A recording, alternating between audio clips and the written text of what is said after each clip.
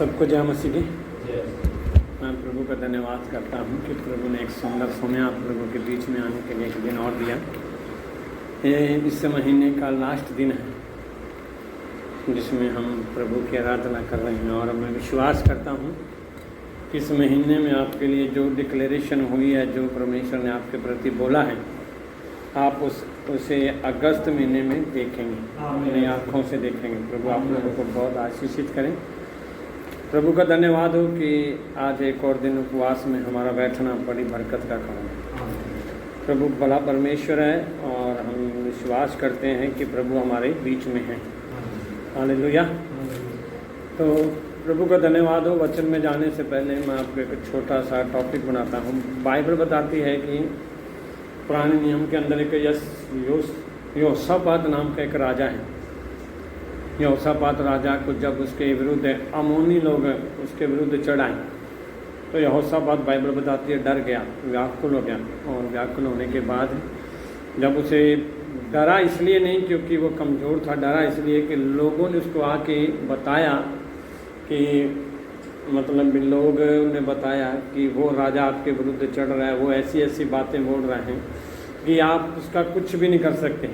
वो कहता है मैंने इतने राजाओं को हराया है, ये यहोशापात क्या चीज़ है जो मेरे आगे खड़ा हो सके। बाइबल बताती है वो डर गया, और डरने के बाद वो कहाँ गया, परमेश्वर की उपस्थिति में चला गया। याद रखना, जब भी लोग आपको डराते हैं, लोग बोलते हैं आपको, उनकी बातों को सुनकर बाइबल बताती है कि पहली बात उनको सुनो मत। अगर सुन के आपके अंदर डर आता है, सवाल आता है, तो उसका एक ही उत्तर है जाके परमेश्वर की उपस्थिति में बैठा। यहोशापात जाके उपस्थिति में बैठा। बाइबल बताती है उसने 3 दिन का उपवास रखा, और उपवास में जब गया तो उपवास में बैठे उसने प्रार्थना की, और प्रार्थना करते करते उसने सारी बातें परमेश्वर के सामने खोल दी। और खोलने के बाद बोला कि मेरे परमेश्वर, मेरी आंखें तेरी ओर लगी हैं, अब तू उत्तर दे। और जैसी प्रार्थना करके उठा, और बाइबल बताती है वहाँ पर एक व्यक्ति था जिसके अंदर परमेश्वर का आत्मा समाया। और आत्मा समाने के बाद वो क्या कहता है, युद्ध तुम्हारा नहीं है, युद्ध किसका है, परमेश्वर का। याद रखना, उपवास की ताकत क्या है बताएं। जब हम उपवास रखते हैं तो युद्ध हमारा नहीं हो जाता, युद्ध किसका हो जाता है, परमेश्वर का होता है। उपवास कोई नॉर्मल चीज़ नहीं है कि हम उपवास न रखें। याद रखना है, स्वर्ग का परमेश्वर यीशु मसीह, उसको इस पृथ्वी पर रहने के लिए वो भी एक मनुष्य बन गया, उसको उपवास की जरूरत पड़ी। इसलिए उसने सेवकाई में जाने से पहले ही उस उपवास के द्वारा अपने शरीर को ख़त्म किया। मतलब इस शरीर के अंदर की भूख को, शरीर के अंदर की बातों को उसने पहाड़ों पर, जंगल के अंदर इसको ख़त्म कर दिया। ऐसा नहीं कि वो अपने शरीर को लेकर आया, पर जब दुनिया में आया किसको लेकर आया, परमेश्वर की आत्मा को लेकर आया। जैसे उसका बाइबल बताती है कि बपतिस्मा हुआ, बपतिस्मे के बाद उसके बाद कबूतर के समान उसके ऊपर कान उतरा, पवित्र आत्मा उतरा। और जैसे पवित्र आत्मा उतरा वो जंगल में गया, उपवास रखा, और उपवास रखने के बाद सबसे पहली मिनिस्ट्री कहाँ पर की, गलील के अंदर, जहाँ पर उसने कई लोगों को एक बदलाव के रूप में दिया। याद रखना, उपवास लोगों को नहीं बदलता, उपवास हमें खुद को बदलता है। और जब हम बदलते हैं तो वही उपवास लोगों को भी बदलता है। हालेलुया। इसलिए दूसरी बात बताएं तो यीशु मसीह का उपवास रखने का क्या तरीका था। कई बार हमें लगता है कि शरीर की रोटी छोड़ना बड़ा मुश्किल है। सोच लो, आपके लिए उसने स्वर्ग छोड़ दिया, आप उसके लिए अपने शरीर की रोटी नहीं छोड़ सकते। उसने आपके लिए, मेरे लिए शरीर छोड़ दिया, उसने आपके लिए, मेरे लिए कूड़े खाए, मार खाई, हम उसके लिए अपने शरीर को भी त्याग सकते हैं। दूसरी बात यह है, उपवास के अंदर आप अपने आप को ये बोलते हो कि परमेश्वर, मुझे मेरे शरीर की नहीं ज़रूरत है, मुझे परमेश्वर की ज़रूरत है। ये नहीं है कि शरीर को रोटी नहीं चाहिए। याद रखना, जब आप उपवास रखते हो तो उस वक्त आपकी ताकत नहीं, परमेश्वर की ताकत आपके अंदर काम करती है। और जब वो ताकत काम करती है तब आप अपनी बुद्धि का सहारा नहीं लेते, वरन उसकी आत्मा के अनुसार अपना जीवन को जीते हैं। और याद रखना, उपवास का मतलब होता है खुद को मारना, खुद को मारना। हम लोगों को माफ़ करना, लोगों को मतलब भी क्षमा करना, लोगों के प्रति प्रेम को प्रकट करना। जब तक हम खुद नहीं मर जाते तब तक हम उन लोगों को वो प्रेम प्रकट नहीं कर पाते। जैसे बाइबल बताती है, यीशु मसीह ने, जब अगले अध्याय में आता है, जब हम सीख रहे 12वें अध्याय में एक बाइबल बताती है कि जब यीशु मसीह सेवकाई कर रहा था, गाँव-गाँव फिर के कर रहा था, और वहाँ पर कुछ ऐसे लोग आए जिन्होंने यीशु मसीह से सवाल पूछा। क्या पूछा सवाल? बाइबल बताती है इसके यूनानी लोग थे। यूनानी लोग ज़्यादा ज्ञान की खोज में रहते थे, ज़्यादा ज्ञान ढूंढते थे। सोच लो उनके सामने गांव-गांव में बाइबल बताती है यीशु मसीह घूमकर प्रचार कर रहे हैं, और यूनानी लोग आके क्या बोलते हैं, हम यीशु को देखना चाहते हैं। यीशु कहाँ पर है? उसी जगह पर है जहाँ पर वो देख रहे हैं, पर उनका ज्ञान क्या कर रहे हैं, हम यीशु को देखना चाहते हैं।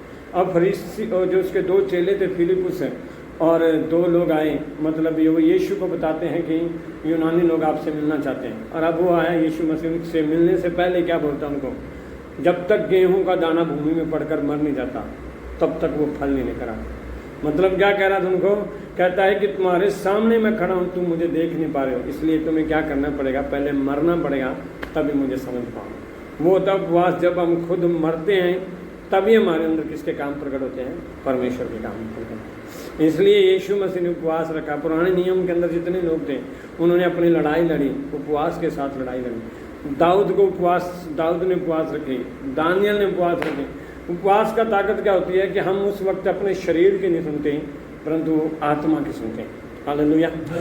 इसलिए जो आज हमारा टॉपिक है 11 अध्याय, हम जब हमारे भाई को पता होना चाहिए कि शुक्रवार फास्टिंग प्रेयर के अंदर मैं एक टॉपिक को लेकर चल रहा हूँ।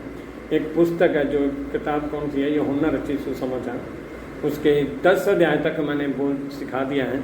अब 11वां अध्याय बाइबल स्टडी है, क्योंकि मैं विश्वास करता हूँ मैं हर एक के पास वचन नहीं भेजता, सिर्फ उन्हीं को भेजता हूँ जिनको ज़रूरत है।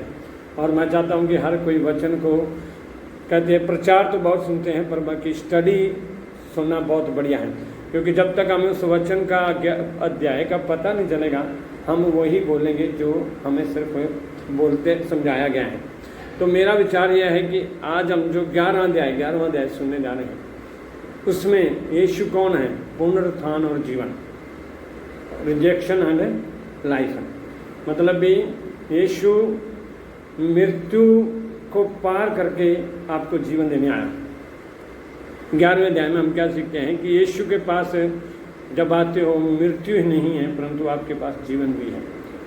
तो 11वें अध्याय से हम 10 अध्याय तक है। अगर मैं आपको इसके स्टोरी बताऊं तो 8 अध्याय के अंदर यीशु मसीह ने शैतान का खुलासा किया, लोगों को बताया, फरीसियों को बताया, लोगों को बताया कि आपके अंदर कौन सी शक्ति काम करती है, झूठ की शक्ति, जिसका पिता कौन है, शैतान। शैतान को इन लोगों ने पुराने नियम के अंदर सोच लिया था कि शैतान का खात्मा हो गया, पर यीशु मसीह उनको क्या प्रकट कर रहा है कि आज भी वो तुम्हारे अंदर क्या कर रहा है, कार्य कर रहा है। और उसी शैतान के कार्य को ख़त्म करने के लिए क्या किया, उसने 9वें अध्याय के अंदर एक बचपन से अंधे व्यक्ति की आंखों को खोल दिया। बल्कि पहले 4 अध्याय के अंदर, 5 अध्याय के अंदर उसने चमत्कार किए, लोगों को समझ में नहीं आया, पर जब शैतान का उसने खुलासा किया तभी वो अंधा व्यक्ति 9वें अध्याय में क्या कह रहा है कि अगर ये व्यक्ति परमेश्वर की ओर से ना होता तो मेरे चमत्कार कैसे कर सकता। क्योंकि यहूदी फरीसी लोग ये बोल रहे थे कि ये व्यक्ति चमत्कार कैसे कर सकता है, ये शब्द को नहीं मानता, वो नहीं मानता, ये परमेश्वर की इच्छा पर नहीं है। पर वो अंधा व्यक्ति क्या कह रहा है कि अगर तुम्हारी व्यवस्था के अनुसार ये व्यक्ति अगर व्यवस्था नहीं मानने वाला है, परमेश्वर की इच्छा पर नहीं चलने वाला है, तो इसके हाथों से इतना बड़ा चमत्कार नहीं हो सकता था। इसलिए वो क्या कह रहा है कि उस अध्याय के अंदर है कि वो उनको बता रहा है कि जिस व्यवस्था पर तुम लोग चल रहे हो वो परमेश्वर की व्यवस्था नहीं, शैतान की व्यवस्था है, जिससे तुम एक इतनी मतलब 45 साल का उम्र का व्यक्ति जिसकी आंखें ठीक हुई हैं उसको आप इनकार कर रहे हो। अब 10वें अध्याय के अंदर क्या बोलता है यीशु मसीह उनको कि अच्छा चरवाहा मैं हूँ, मैं द्वार हूँ। मतलब क्या है कि चोर आता तुम्हारे पास चोरी करने के लिए, तुम्हारी आशीषें खोने के लिए, पर मैं आया तुम्हारी आशीषों को देने के लिए। इसलिए कौन मेरी आशीषों को पा सकता है? उसमें क्या कहता है कि मेरी भेड़ें मेरी आवाज़ को सुनती हैं। मतलब जो मेरी आवाज़ को सुनता है वही मेरी मतलब मेरे पीछे चल सकता है और मेरी इच्छा को समझ सकता है। अब 11वां अध्याय में याद रखना, 5वें अध्याय से लेकर 10वें अध्याय तक फरीसी लोग इस ताक में खड़े हैं, किसको मारना है, किसको मारना है, यीशु को मारना है। वो बहाना ढूंढना चाहते थे, क्योंकि पुराने नियम के अंदर है लोगों को अगर कोई भी विरोध करता है तो उसको पत्थरों से मारा जाता है, पत्थरों से मारा जाता है। और बाइबल क्या बताती है कि फरीसी लोगों को बस एक एक्सक्यूज चाहिए था। जैसे आज कई लोग अन्य जाति लोग, कई लोग मतलब भी मसीह लोगों को टारगेट करने के लिए छोटे छोटे बहाने ढूंढते हैं, तुम धर्म बदलते हो, तुम ये करते हो। इसलिए फरीसी लोगों को एक एक्सक्यूज चाहिए था यीशु पर पथराव करने के लिए। अब वो पथराव का मौका ये था उनके पास 11वें अध्याय में। क्यों पथराव का मौका था? एक व्यक्ति मर चुका था जिसका नाम क्या था? लाजर। अब लाजर की मृत्यु हो गई, उसको कितने दिन हो गए मरे को? 4 दिन हो गए। और यहूदियों की प्रथा के अनुसार 1 दिन का मुर्दा जिंदा हो सकता है, 2 दिन का मुर्दा जिंदा हो सकता है, 3 दिन का मुर्दा जिंदा हो सकता है, पर 4 दिन का मुर्दा जिंदा नहीं हो सकता। इसलिए उन लोगों ने क्या किया कि उसको मारने के लिए, यीशु को मारने के लिए उन्होंने बोला आज मुर्दा जिंदा नहीं होगा। और बाइबल क्या बताती है, वहाँ पर लोग पत्थर लेके खड़े हुए थे यीशु को मारने के लिए कि ये मुर्दे को बुलाएगा और जिंदा नहीं होगा, और हम उसको क्या करेंगे? पत्थरों से मार देंगे। पर यीशु मसीह का तरीका था उनकी आंखों को खोलने का। याद रखना, यीशु मसीह वहाँ पर गया, बाइबल बताती है वहाँ पर गया। जब इसमें अगर आप शुरू से पढ़ोगे तो मैं आपको बता देता हूँ, उसके 4 में लिखा है, 11 के 4 में। 3 से पढ़ेंगे हम, 2 से पढ़ लेंगे और बात बढ़िया समझ में आ जाएंगे। 1 से पढ़ लेना, 1 से तो और भी अच्छे से समझ आएगा। 1 से 4 तक। मरियम और उसकी बहन मार्था के गांव बैतनिय्याह का लाजर नाम एक मनुष्य बीमार था जी। यह वही मरियम थी जिसने प्रभु पर इत्र डालकर उसके पांवों को अपने बालों से पहुंचा था जी। इसी का भाई लाजर बीमार था। अतः उसकी बहनों ने उसे कहना बोला, हे प्रभु देख, जिससे तू प्रीति रखता है वह बीमार है। यह सुनकर यीशु ने कहा, यह बीमारी मृत्यु की नहीं परंतु परमेश्वर की महिमा के लिए, कि उसके द्वारा परमेश्वर के पुत्र की महिमा हो। बस आगे 5 पढ़ लो। यीशु मार्था और उसकी बहन और लाजर से प्रेम रखता है। हालेलुया। अब बाइबल यहाँ बताती है 11वें अध्याय की शुरुआत में कि यीशु एक गांव में जाता था जिसका नाम क्या था? बेतनिय्याह। और वहाँ पर कौन रहते थे? मरियम और उसकी बहन मार्था रहती थी और उसका भाई लाजर। अब बाइबल बताती है कि यीशु मसीह उस परिवार से क्या करता है? प्यार करता है। प्यार तो सबसे करता है। उसके बाइबल में इसका क्यों जिक्र किया गया कि यीशु उससे प्यार करता है ना? अगर हम इसका जिक्र सही पढ़ना चाहते हैं तो लूका रचित सुसमाचार के 10 अध्याय में लिखा है, यीशु जब भी वहाँ से जाता था बेतनिय्याह होकर तो इनके घर में जाता था, इसके घर में जाता था, संगति करता था, डेली संगति करता था, डेली उनसे मिलता था। हर बार जब भी यीशु मसीह उस गाँव में जाता था और उस गाँव से क्या करता था? संगति करता था और उनसे बैठ कर बात करता था। जिस प्रकार बाइबल में क्या लिखी है कि मरियम उसके पैरों के नीचे बैठी रहती थी और मार्था काम करती थी। मतलब भी क्या है? याद रखना, मैं आपको बताऊं, प्यार करने का मतलब क्या है? जो व्यक्ति के घर में हर सप्ताह संगति होती है ना, उस घर के ऊपर परमेश्वर की महिमा होती है। क्योंकि जो परिवार प्रभु यीशु का, बाइबल में मैं आपको क्यों बताना चाहता हूँ कि बाइबल के अनुसार यीशु मसीह सबसे प्यार करता है। और इसका अगर जिक्र हो रहा है तो इसका मेन जिक्र क्या है कि बाइबल के अंदर हम किसी घर में नहीं देखते कि यीशु मसीह किसी घर में बैठा है, पर इसी के अंदर देखते हैं कि यीशु मसीह हर बार किसके घर में आता था?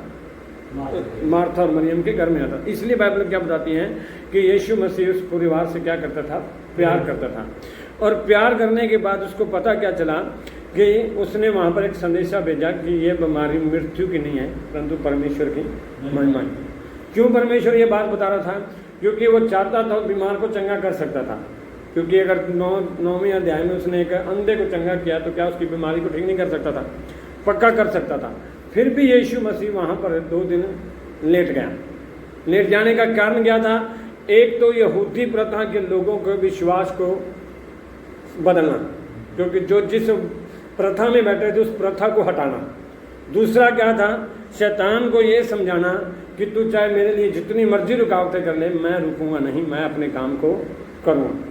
क्यों मैं आपको ये बता रहा हूँ? क्योंकि अगर आप इसके आगे पढ़ोगे तो बाइबल क्या बताती है, जब यीशु मसीह अपने चेलों से बात कर रहा है, चेलों को क्या कर रहा है कि आओ हम बेतनिय्याह चलें, क्योंकि हमारा मित्र लाजर क्या कर गया है? सो गया है। याद रखना, बाइबल के अनुसार सोने का मतलब क्या है? मर गया। मर गया। कभी भी सोना, कभी भी मत क्या करो मैं सोने जा रहा हूँ। सोने का मतलब बाइबल के अनुसार क्या है? मैं मर गया बंदा। तो यीशु ने क्या बोला? लाजर सो गया है। और आगे से उसके चेले क्या बता रहे हैं? अगर सो गया है तो उसको स्वस्थ हो जाएगा। पर फिर प्रभु यीशु ने उसको क्लियर बोल दिया कि हमारा भाई लाजर मर गया।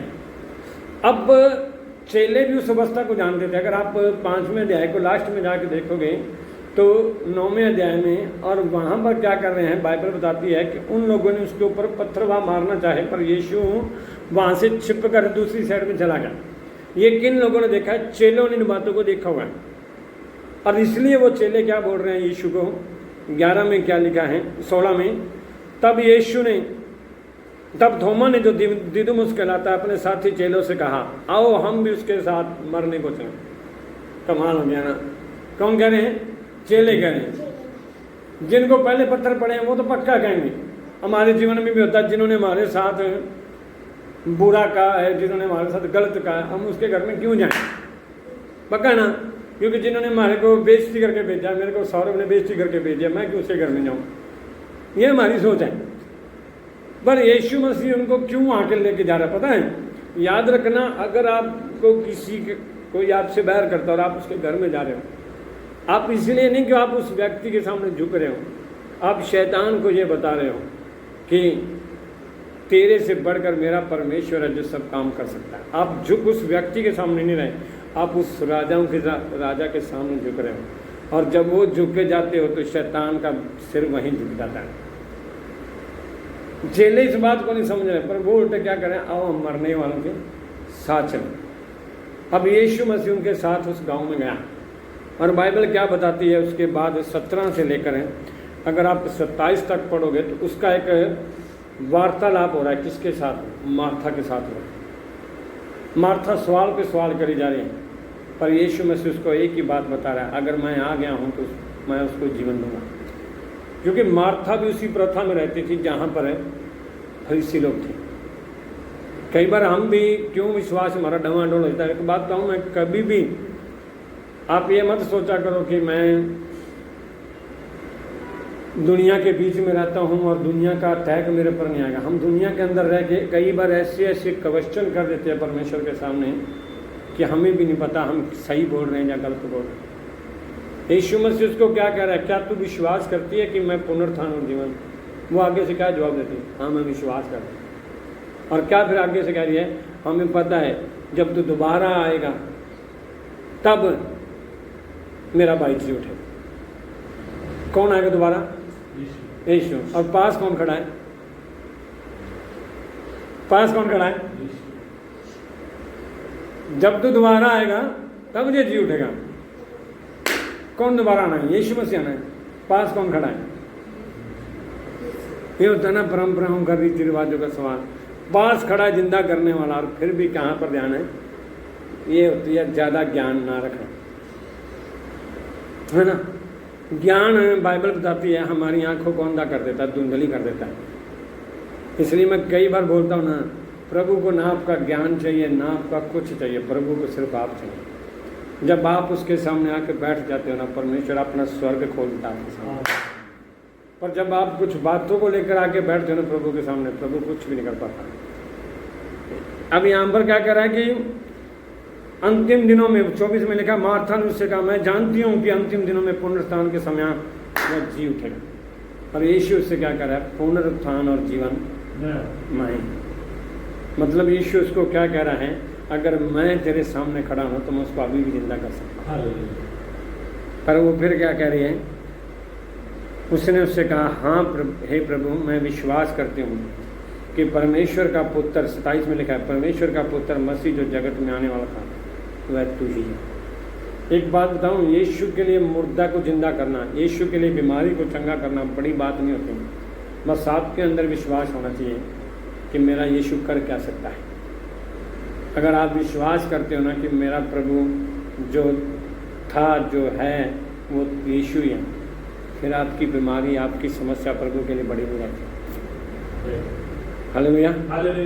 अब आगे लिखा है, हम जो मेन टॉपिक क्या पढ़ते हैं, यीशु रोया।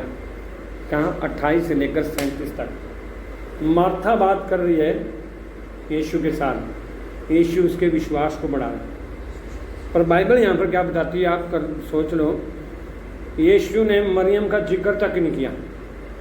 क्या नहीं किया? मरियम का जिक्र तक नहीं किया मार्था के सामने। और यहाँ पर देखो 28 में क्या कहता है, यह कहकर वह चली गई और अपनी बहन मरियम को बुलाकर चुपके से कहा, गुरु यहीं और तुझे बुलाता है। ये होता ना एक बात बढ़ा के बोलना, है ना। बात होती कुछ और बात घर में झगड़े तभी शुरू हो जाते जब बात बढ़ा के बोली जाती है। हमारे जीवन में शैतान काम तभी करना शुरू कर देता है जब हम बात कुछ और होती और बोलते हैं। और जैसे ही उसने ये बात उसको बढ़ा के बोली, और मरियम जाते जाके यीशु को क्या कहती है, अगर तू यहाँ होता तो मेरा भाई कदापि ना मरता। अब वहाँ पर बाइबल बताती है यीशु रोया। क्यों रोया? मार्था बात कर रही थी, यीशु को कोई समस्या नहीं थी, पर मरियम ने जब ये बात कही ना, अगर तू यहाँ होता तो मेरा भाई कभी ना मरता। उधर से फरीसी लोग क्या करें, इसने इतने चमत्कार किए, क्या ये इसके भाई को नहीं जिंदा करता है? इसलिए यीशु ने क्या कहा, बाइबल बताती है यीशु रो पड़ा। याद रखना, यीशु तब नहीं रोता जब लोग बोलते हैं, यीशु तब दुखी होता है जब आपका विश्वास कमज़ोर होता है।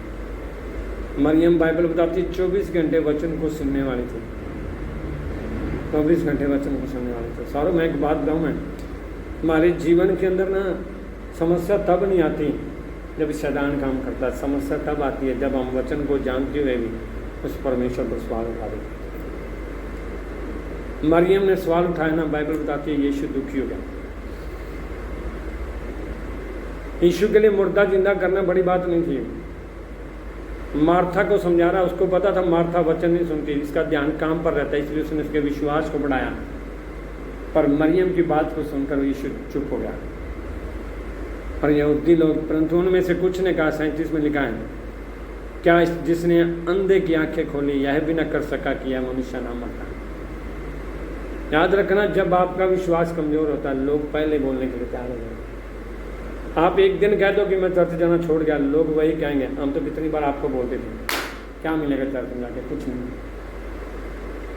लोगों को बहाना चाहिए आपके पीछे हटने का। शैतान तब नहीं खुश होता जब आपके अंदर कमजोरियां लेकर आता है। शैतान तब खुश होता है जब आपको परमेश्वर से दूर कर देता है, जब आपको वचन से दूर कर देता है, जब आपको प्रार्थना से दूर कर देता है। वहीं यहाँ पर मरियम के जीवन में मृत्यु को देख कर मरियम ने क्या बोल दिया कि अगर तू यहाँ होता तो मेरा भाई ना मरता। और देख लो इनका विश्वास क्या है कि जब वो आएगा तो ये मुर्दों में से जी उठेगा। और जिलाने वाला कौन है? वो सामने बैठा है। हालेलुया। अब क्या हो गया? अब 38 से लेकर 44 में एक बात यीशु ने क्या कहा, उदास होकर, दुखी होकर कहाँ पर गया? कब्र में गया। कब्र में गया। और कई लोगों ने टॉपिक बोला हुआ है, कई लोगों ने बोला हुआ है कि यीशु उदास इसलिए हुआ है क्योंकि फरीसी लोग वहाँ पर पत्थर उठाए हुए थे। यीशु उदास इसलिए नहीं, वहाँ पत्थर उठाए थे। यीशु उदास इसलिए हुआ, कितना लोगों को मैंने वचन सिखाया, बताया। यहाँ पर एक यीशु मसीह, आप सोचते होगा ना कि ये क्यों बोल रहा है पास्टर, एक डिक्लेरेशन यहाँ पर कर रहा है कि एक रिश्ता परमेश्वर का एक विश्वासी के साथ कितना गहरा होता है। मैंने शुरू से बताया ना कि यीशु मसीह इस परिवार से प्यार करता है, वो रिश्ते के कारण यीशु मसीह उदास होता है। कई बार हम लोग चर्च में, आराधना में, संगति में हम दिन प्रतिदिन बढ़ते रहते हैं, पर जब एक छोटी सी बात हमें परमेश्वर से दूर कर देते ना, वो बात यीशु को भी बड़ी उदास करती है कि आज तक मैंने इसको सब कुछ दिया पर एक छोटी सी बात इसको मेरे से दूर कर दिया। इसलिए यीशु उदास होकर कब्र पर गया और क्या बोलता उनको, पत्थर हटाओ। क्या बोला? पत्थर हटाओ। क्या यीशु मसीह जो मुर्दे को जिंदा कर सकता, वो कब्र को नहीं ढा सकता, पत्थर को नहीं ढा सकता? फिर भी यीशु ने उनको बोला पत्थर हटाओ। किसको बोलता है? मार्था को बोलता है। पत्थर हटाने का मतलब उनको क्या कह रहा था, जो आपके अंदर कन्फ्यूजन है, डाउट है ना, शक है मेरे प्रति, उसको हटाओ, फिर ये आपका मुर्दा जिंदा हो जाएगा। और यहाँ तक कि मार्था को नहीं बोल रहा था, वहाँ के लोगों को भी बोल रहा था कि आज जो पत्थर इसकी कब्र से हटा है वो आज आपके जीवन से भी पत्थर हटने वाला है। इसलिए यीशु ने जैसे पत्थर हटा, और दूसरों ने क्या जवाब दिया जैसे पत्थर हटाने की बात की, मरियम मार्था कैसे क्या जवाब देती है? यीशु ने कहा पत्थर हटाओ। उस मरे हुए की बहन मार्था उससे कहने लगी, हे प्रभु, उसमें से तो अब दुर्गंध आती है क्योंकि उसे मरे हुए 4 दिन हो चुके। क्या आती है? दुर्गंध। सोच लो, अगर कई चीज़ हमने कई साल से पकड़ी हुई है, उसको छोड़ेंगे तो क्या होगा? दर्द होगा, समस्या होगी। एक बार एक भाई आया मेरे पास है, कह रहा है मैंने आज तक परिवार वालों को झूठ मारा है, और अभी मेरे को पता चला वचन सुन के कि मैंने ये गलत किया है, तो अब मैं क्या करूं? मैंने कहा कुछ नहीं करना, जाके सॉरी बोल रहे हैं कि मैंने आज तक गलती की है, मेरे को माफ़ कर। कह रहा पास्टर जी मैं बोल लूँ कैसे? मैं कहा मेरे भाई ये पत्थर हटाना पड़ेगा। डर क्यों था? क्योंकि उसका आगे से जवाब क्या है पता है? आगे से कहता है अगर ये मैं बताऊंगा तो मेरे परिवार वालों को दुख लगेगा, तो इतने साल से। मैं कहा मेरे भाई इतने साल से बात दबी हुई थी, अब खुलेगी, दर्द तो होगा, परेशान भी होंगे कि हम कुछ और समझ रहे थे पर यहाँ पर कुछ और निकला। पर सबसे बड़ी बात है उस पत्थर को हटा दें तो आपका जीवन सेट हो जाएगा। तो भाई धन्यवाद उस भाई का, उसने जाके बोला और प्रभु ने उसको ब्लेस भी किया। और वही बात है, जब तक हम पत्थर नहीं उठाते ना, हम हटाते क्यों नहीं पता है? कई बार हम कुछ चीज़ें छोड़ना चाहते हैं, मैं ये पाप नहीं करना चाहता, मैं ये काम नहीं करना चाहता, पर उसके अंदर ना एक सवाल शैतान ने बिठा रखा होता है, अगर तू छोड़ देगा तेरी बेइज्जती हो जाएगी, अगर तू ये कर देगा तो तेरे साथ ये हो जाएगा, अगर तू ये कर देगा तेरे साथ ये हो जाएगा। ये कन्फ्यूजनों की वजह से कई बार हमारे जीवन में कुछ परमेश्वर जीवन में आशीष देना चाहता है, उसकी वजह से हम उस आशीष को क्या कर देते हैं? ब्रेक मार देते हैं कि यार मैं नहीं करूँगा। मतलब भी मेरे को बोला गया कि आपको ये कमरा छोड़ना है, कमरा छोड़ने के लिए क्या करना पड़ेगा? पहले मेरे को कमरा ढूंढना पड़ेगा। तो मेरे पास एक्सक्यूज कहीं है कि मैं कैसे कमरा ढूंढूँ, मुँह हटूँगा। पर जब तक मैं कमरा छोड़ूंगा नहीं तब तक इनके घर में नहीं शांति आएगी, मेरे घर में भी नहीं आएगी। उसी प्रकार जब तक हम पत्थर हटाएंगे नहीं तब तक ये सवाल अटके रहेंगे। पता आज तक लोग इतने लंबी सालों तक दुविधा में क्यों रहते हैं कि इतने साल हो गए उस भाई ने मेरे साथ ऐसा किया। वो सिर्फ उस पत्थर की वजह से कि कहीं ना कहीं अगर मैंने पत्थर हटा दिया तो शैतान का गढ़ टूट जाएगा और मेरा परमेश्वर। मैं एक बात बताऊं, जब तक ये पत्थर नहीं हटेगा ना परमेश्वर आपके लिए रास्ते भी नहीं खोलेगा। मैं हैरान उस भाई के लिए, सच में उस प्रभु का धन्यवाद करता हूँ। जैसे उसने ये काम किया ना, उसको जो बीमारी थी ना वो बीमारी से उसको छुटकारा मिल गया। कारण क्या होता है, कई बार हमारी ना एक छोटी सी समस्या वो हमारे जीवन में कई रास्तों को बंद कर देती है। ये मुर्दा जिंदा होना था, मतलब क्या था कि लाजर को एक नया जीवन मिलना था। ये होता है जब बपतिस्मा लेके हम लोग डुबकी लगाते हैं और उठते हैं, उसको बोलते हैं नया जीवन। ये ना असली जीवन। और इस जीवन के अनुसार बाइबल बताती है जो लोग वहाँ पर पत्थर उठा रहे थे ना, उसके ऊपर पत्थर मारने के लिए तैयार कर रहे थे, वहीं कई फरीसियों ने उस लाजर की वजह से प्रभु पर विश्वास किया। इसलिए उसने 4 दिन वहाँ पर लेट किया, 3 दिन लेट किया कि ताकि लोग जो आज तक उनके अंदर जो पत्थर पड़े हुए ना वो सब के पत्थर हट जाएं। हम यहाँ पर देखते हैं कि सिर्फ मार्था के जीवन से वो पत्थर हटाना चाहता था, नहीं, मार्था के जीवन से नहीं। अगर मैं आज किसी परिवार के घर में जा रहा हूँ तो मेरा ध्यान सिर्फ उस परिवार के ऊपर नहीं है, या यीशु का ध्यान सिर्फ इस परिवार के ऊपर नहीं है। वो इस परिवार के द्वारा परमेश्वर है कई लोगों को बचाना चाहता है, उस कॉलोनी को बचाना चाहता है, उस गाँव को बचाना चाहता है। इसलिए यीशु 4 दिन लेट गया है कि जब तक मुर्दा जिंदा नहीं होगा तो वहाँ के फरीसियों की आंखें नहीं खुलेंगी, वहाँ के लोगों के अंदर जीवन के अंदर बदलाव नहीं आएगा। इसलिए जब तक हम पत्थर नहीं हटाते हमारा जीवन में, हम वहीं पर अटके रहते हैं। आशीष मिलती जाती है पर हम उसे समझ नहीं पाते। पर जब वो हट जाता है तब वो आशीष हमारे जीवन में काम करती है। अब इसलिए उसने कहा कि यदि तू विश्वास करेगी तो क्या करेगी? परमेश्वर की महिमा करेगी। तभी उसने बाइबल में क्या बताती है, उसने क्या किया? पत्थर को हटा दिया। अब जाके यीशु मसीह ने जाके ना तो प्रार्थना किया ना कुछ किया, जाते जाके क्या बोला? हे लाजर, प्रभु ना पहले बोलता प्रभु तेरा धन्यवाद कि तूने मेरी सुनी। हे पिता तेरा धन्यवाद करता हूँ कि तूने मेरी सुनी। और आगे फिर बताऊँ 42 में क्या लिखा है? मैं जानता था कि तू मेरी सुनता है, परंतु जो भीड़ आसपास खड़ी है उसके कारण मैंने यह कहा, जिससे कि ये विश्वास करे कि तूने मुझे भेजा है। यीशु मसीह यहाँ पर पूरा डिक्लेरेशन उनको सामने बोल रहा है कि मैंने आज तक 4 दिन तक इसलिए वेट किया रहा ताकि जितने लोग यहाँ पर समझ सकें कि तूने मुझे भेजा है। उसके बाद क्या बोलता है? यह कहकर उसने बड़े शब्द से पुकारा, हे लाजर निकल आ। जो मुर्दा था वो कब्र से बाहर आ गया। हालेलुया। अब उसके बाद क्या बाइबल बताती है? जो मर गया था वह 44 में लिखा, जो मर गया था वह कफन से हाथ पांव बांधे हुए निकल आया और उसका मुंह अंगोछे से लिपटा हुआ था। यीशु ने उससे कहा, उसे खोल दो और चले। अब एक और बताऊं, यीशु ने ऑलरेडी उसको मुर्दे को क्या कर दिया, जिंदा कर दिया, फिर भी उसके हाथ पांव अभी भी बंद हुए। क्या हुआ है? बंधे हुए। और बाइबल क्या बताती है, पुराने लूका रचित सुसमाचार में, चेलों के साथ था यीशु, पर अभी तक वो यीशु को समझ नहीं पा रहे थे। जैसे उसने उनको प्रभु भोज खिलाया, तब बाइबल बताती है उनकी आंखें खुल गई।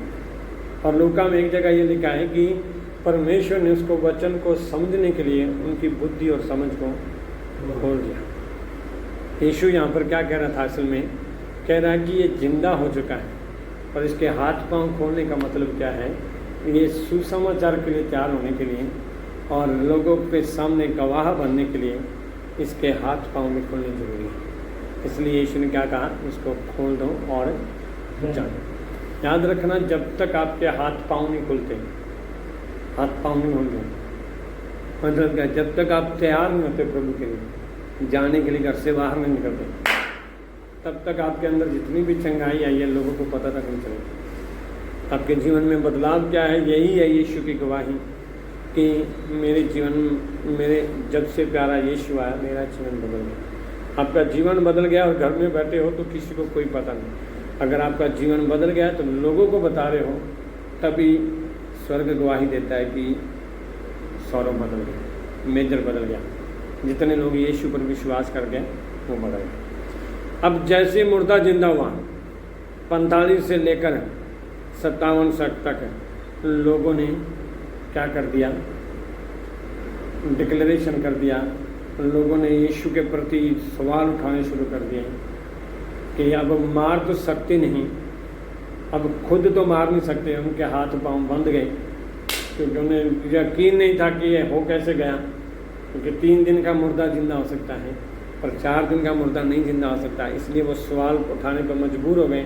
तब उन्होंने एक सभा बुलानी खड़ी कर दी, सभा कर दी कि अब क्या किया जाए। तब वहाँ पर एक कायफा ने बोला, यीशु के प्रति एक भविष्यवाणी क्या कर दी कि 51 में लिखा, यह बात उसने अपनी ओर से नहीं की, परंतु उस वर्ष का महायाजक होकर भविष्यवाणी की कि यीशु उस जाति के लिए मरेगा, और न केवल उस जाति के लिए वरन इसलिए भी कि परमेश्वर की तितर बितर संतानों को एक कर दे। यीशु का मरने का तरीका सिर्फ यहूदी जातियों के लिए नहीं था, यीशु का मरने का तरीका था पूरी तितर बितर लोगों को करना। इसलिए आज ये 12वां अध्याय क्या डिक्लेरेशन करता है पता है? 11वां अध्याय कि यीशु सिर्फ एक व्यक्ति के लिए नहीं आया, एक जाति के लिए नहीं आया, यीशु सब लोगों के लिए आया। इसलिए वो पुनरुत्थान और जीवन क्यों बोला उसने, मैं ही पुनरुत्थान और मैं जीवन हूँ। अगर वो सिर्फ यहूदियों के लिए होता या किसी धर्म के लिए होता या किसी एक जाति के लिए होता तो वो कभी ना ऐसी बात कहता। उसने पुनरुत्थान और जीवन डिक्लेयर क्यों किया? वो सिर्फ एक व्यक्ति के लिए नहीं, ये खुद ही एक फरीसी भविष्यवाणी कर रहा है जो आज तक 11वें अध्याय तक इसको यीशु को मारने के लिए, धर्म के पीछे मारने के लिए फंसे हुए थे। उसी यहूदी ने डिक्लेरेशन क्या किया कि मतलब ये यीशु सिर्फ हमारी जाति के लिए नहीं परंतु पूरे लोगों के लिए मरेगा। ये उनको सब कुछ पता था, इसलिए उन्होंने ये भविष्यवाणी किसके प्रति की? यीशु के प्रति। हैरानगी वाली बात है ना, उनको खुद पता है कि यही मरेगा सबके लिए है और फिर भी उसे मारने के लिए। इसका कारण क्या है? रीजन क्या है इसका?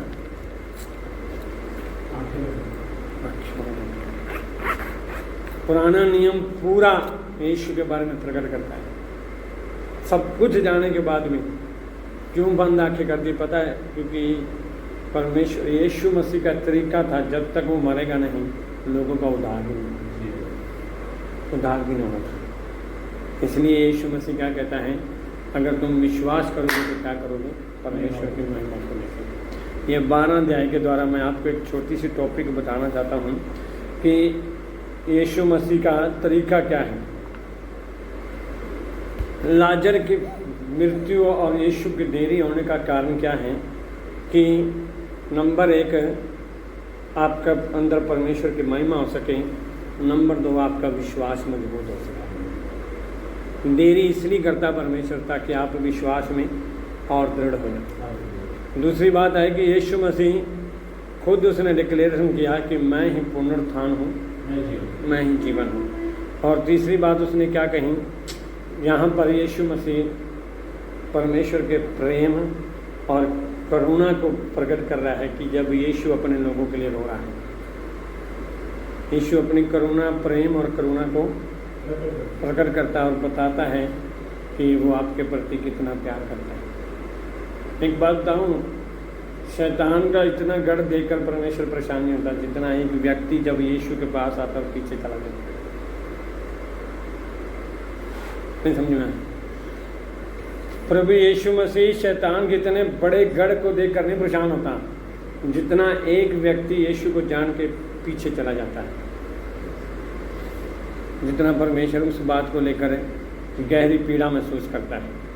और एक लास्ट बात है, चमत्कार और विजय। चमत्कार का मतलब क्या है कि ये घटना साबित करती है कि यीशु का पूर्ण अधिकार किसके ऊपर है? मृत्यु के ऊपर है, मृत्यु के ऊपर है। इसलिए हमें हर परिस्थिति में देरी होने पर भी, समय टाइम लगने पर भी परमेश्वर पर भरोसा करना चाहिए, क्योंकि जो यीशु पर विश्वास करते हैं उन्हें अनंत जीवन का आश्वासन मिलता है। हालेलुया। इसलिए इस वचन के द्वारा परमेश्वर आपको आशीषित करें। कभी भी देरी होने में व्याकुल ना हो, परंतु उस पर भरोसा रखें कि वो परमेश्वर मेरे लिए सब कुछ कर सकता है। आमीन।